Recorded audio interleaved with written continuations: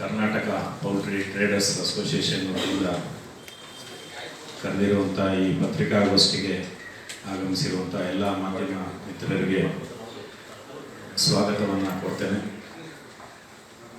ಮೊದಲಿಗೆ ನನ್ನ ಹೆಸರು KM ನಾಗರಾಜು, ಅಧ್ಯಕ್ಷರು, ಕರ್ನಾಟಕ ಪೌಲ್ಟ್ರಿ ಟ್ರೇಡರ್ಸ್ ಅಸೋಸಿಯೇಷನ್ಗೆ ಅಧ್ಯಕ್ಷರಾಗಿದ್ದೀನಿ. ಹಾಗೆಯೇ ನನ್ನ ಎಡಭಾಗದಲ್ಲಿರುವವರು ಉಪಾಧ್ಯಕ್ಷರಾಗಿದ್ದಾರೆ ಮೊಹಮ್ಮದ್ ಸಾದಿಕ್ರವರು. ಹಾಗೆ ನಮ್ಮ ಗೌರವಾನ್ವಿತ ಅಧ್ಯಕ್ಷರಾಗಿದ್ದಾರೆ ಶ್ರೀ ಅಹಮದ್ ಭಾಯ್ ಅವರು. ಹಾಗೆ ಖಜಾಂಚಿಗಳಾಗಿ ರಘುಕುಮಾರ್ ಅವರಿದ್ದಾರೆ. ಹಾಗೆ ನಮ್ಮ ಸದಸ್ಯರಾದ ಶಿವರಾಜ್ ಅವರು ಇದ್ದಾರೆ. ಇನ್ನು ಇಲ್ಲಿ ನಮ್ಮ KPTAನ ಖಜಾಂಚಿಗಳಾಗಿ ಖಜಾಂಚಿ 1 ಆಗಿ ನಾಗರಾಜ್ ಅವರಿದ್ದಾರೆ. ಹಾಗೆ KPTAನ ಪ್ರಧಾನ ಕಾರ್ಯದರ್ಶಿಗಳಾದಂಥ N ಸೆಲ್ವರಾಜ್ ಅವರು ಇದ್ದಾರೆ. ಹಾಗೆ ಸದಸ್ಯರಾದಂಥ ಶೋಯಬ್ ಅವರು ಇದ್ದಾರೆ. ಹಾಗೆ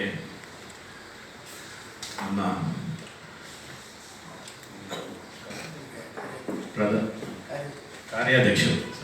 ಕಾರ್ಯಾಧ್ಯಕ್ಷರಾದಂಥ ಅಂಬರೀಶ್ ಅವರಿದ್ದಾರೆ.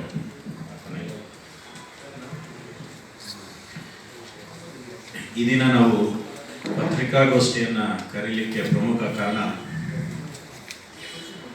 ತಮಗೆಲ್ಲ ಗೊತ್ತಿದ್ದಾಗೆ ಇದೇ 2ನೇ ತಾರೀಕು ಅಕ್ಟೋಬರ್ 2ನೇ ತಾರೀಕು 2024 ಗಾಂಧಿ ಜಯಂತಿ, ನಮ್ಮ ರಾಷ್ಟ್ರಪಿತ ಮಹಾತ್ಮ ಗಾಂಧೀಜಿಯವರ ಜಯಂತಿ ಇದೆ. ಆದರೆ ಕಾಕತಾಳೀಯವಾಗಿ ಅದೇ ದಿನ ನಮ್ಮ ಕೋಟ್ಯಾಂತರ ಹಿಂದೂಗಳ ಧಾರ್ಮಿಕ ಹಬ್ಬವಾದ ಮಹಾಲಯ ಅಮಾವಾಸ್ಯೆ ಸಹ ಬಂದಿದೆ.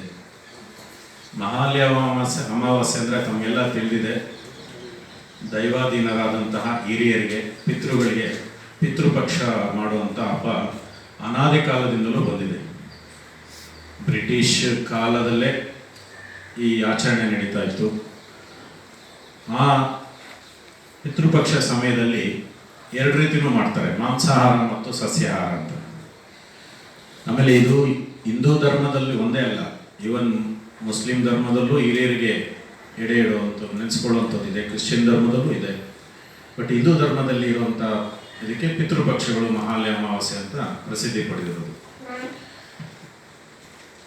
ಈ ಅಕ್ಟೋಬರ್ 2ನೇ ತಾರೀಕು ಪಿತೃಪಕ್ಷ ಬಂದಿರೋದ್ರಿಂದ ನಮ್ಮಲ್ಲಿ ಅನೇಕರು ಸಸ್ಯಾಹಾರಿಗಿಂತ ಮಾಂಸಾಹಾರ ಜಾಸ್ತಿ ಇದೆ. ಮಾಂಸಾಹಾರದಲ್ಲಿ ವಿವಿಧ ಭಕ್ಷ್ಯ ಭೋಜನಗಳನ್ನು ಮಾಡಿ ಅವ್ರಿಗೆ ಇಷ್ಟವಾದಂಥ ತಿಂಡಿಗಳು, ಎಲ್ಲ ಮಾಂಸಾಹಾರ ತಿಂಡಿಗಳನ್ನು ಮಾಡಿ ಮನೆಯಲ್ಲಿ ಪೂಜೆ ಮಾಡಿ ಎಡೆಯನ್ನು ಇಟ್ಟು ಆ ಎಡೆಯನ್ನು ಪಿತೃಗಳಿಗೆ ಅರ್ಪಣೆ ಮಾಡೋದು.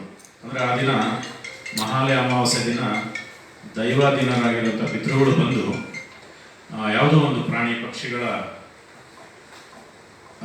ಒಂದು ರೀತಿಯಲ್ಲಿ ಬಂದು ಅದನ್ನು ಸೇವಿಸಿ ಹೋಗ್ತಾರೆ. ಅದರಿಂದ ನಮಗೆ ಒಂದು ಯಶಸ್ಸು ಸಿಗ್ತದೆ. ನಮ್ಮ ಮುಂದಿನ ಜನ್ಮಕ್ಕೆ ನಮ್ಮ ಮಕ್ಕಳು, ನಮಗೆ ನಮ್ಮ ಮಕ್ಕಳು, ಮೊಮ್ಮಕ್ಕಳಿಗೆ, ಇವರಿಗೆಲ್ಲ ಅವರ ಒಂದು ಆಶೀರ್ವಾದ ಸಿಗ್ತದೆ ಅನ್ನೋದು ನಮ್ಮ ಹಿಂದೂಗಳ ಸಂಪ್ರದಾಯ. ಇದು ಮಾಡಲೇಬೇಕಾದಂಥ ಅನಿವಾರ್ಯ.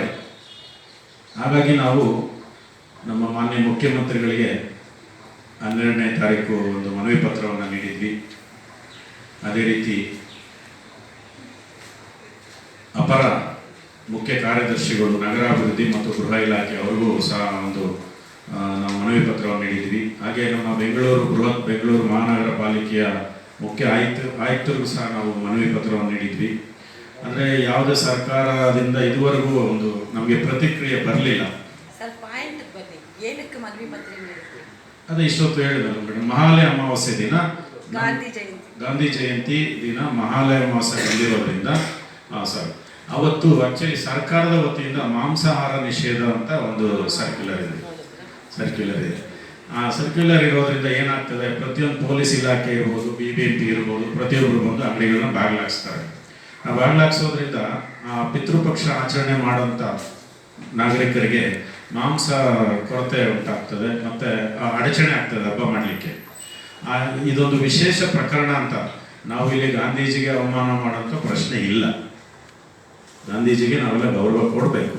ಬಟ್ ಅದೇ ರೀತಿ ಹಬ್ಬನೂ ಬಂದಿರೋದ್ರಿಂದ ಅದನ್ನು ಒಂದು ಮ್ಯಾನೇಜ್ ಮಾಡಿ ಒಂದು ವಿಶೇಷ ಪ್ರಕರಣ ಅಂತ ಪರಿಗಣಿಸಿ ಕೊಡಲಿ ಅಂತ ನಾವು ಅವತ್ತು ಆ ನಿಷೇಧನ ವಾಪಸ್ ತೆಗೆದುಕೊಳ್ಳಿ, ಆ ಹಬ್ಬವನ್ನು ಆಚರಣೆ ಮಾಡೋಕ್ಕೆ ಅನುವು ಮಾಡಿಕೊಡಿ ಅಂತ ನಾವು ಸರ್ಕಾರಕ್ಕೆ ಮನವಿ ಪತ್ರ ಕೊಟ್ಟಿದ್ವಿ. ಅದು ಯಾವುದೇ ಪ್ರತಿಕ್ರಿಯೆ ಬರಲಿಲ್ಲ.